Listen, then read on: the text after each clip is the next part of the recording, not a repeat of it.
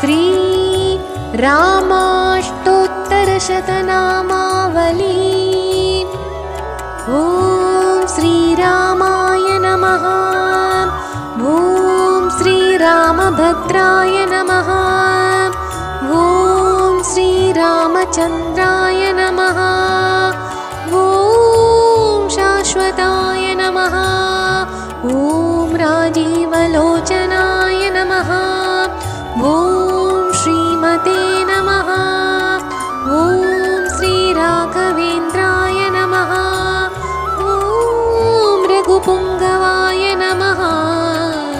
ॐ जानकीवल्लभाय नमः। ॐ चैत्राय नमः।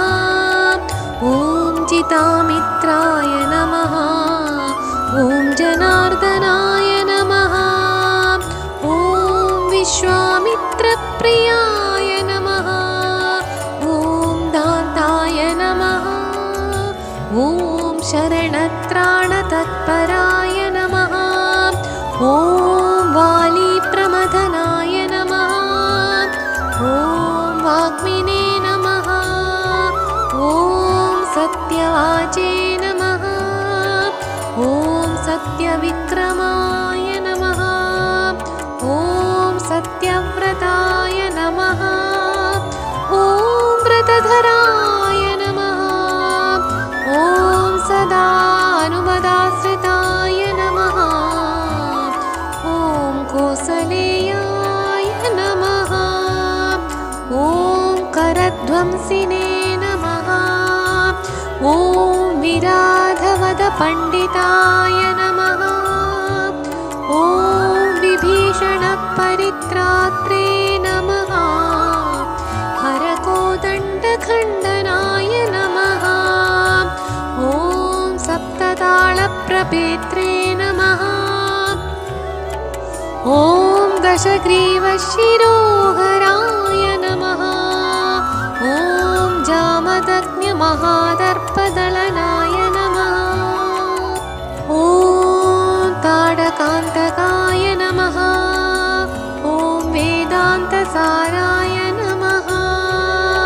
ॐ वेदात्मने नमः। ॐ भवरोगस्य भेषजाय नमः। ॐ दूषणत्रिशिरोहन्त्रे नमः। ॐ त्रिमूर्तये नमः।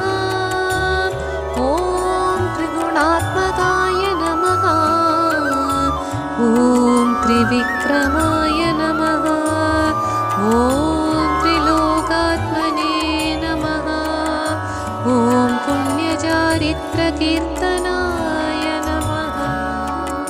ॐ त्रिलोकरक्षकाय नमः। ॐ धन्विने नमः। ॐ दण्डकारण्यवर्तनाय नमः। ॐ अहल्याशापशमनाय नमः। ॐ पितृभक्ताय नमः। ॐ वरप्रदाय नमः। ॐ जितेन्द्रियाय नमः। ॐ जितक्रोधाय नमः। ॐ जितमित्राय नमः। ॐ जगद्गुरवे नमः। ॐ वृक्षवानरसङ्घातिने नमः। ॐ चित्रकूटसमाश्रयाय नमः। ॐ जयन्तत्राणवरदाय नमः। ॐ सुमित्रापुत्रसेविताय नमः। ॐ सर्वदेवादिदेवाय नमः। ॐ मृतवानरजीविताय नमः। ॐ मायामारीचहन्त्रे नमः। ॐ महादेवाय नमः। ॐ महाभुजाय नमः। ॐ सर्वदेवस्तुताय नमः। ॐ सौम्याय नमः। ॐ ब्रह्मण्याय नमः। ॐ मुनिसंस्तुताय नमः। ॐ महायोगिने नमः।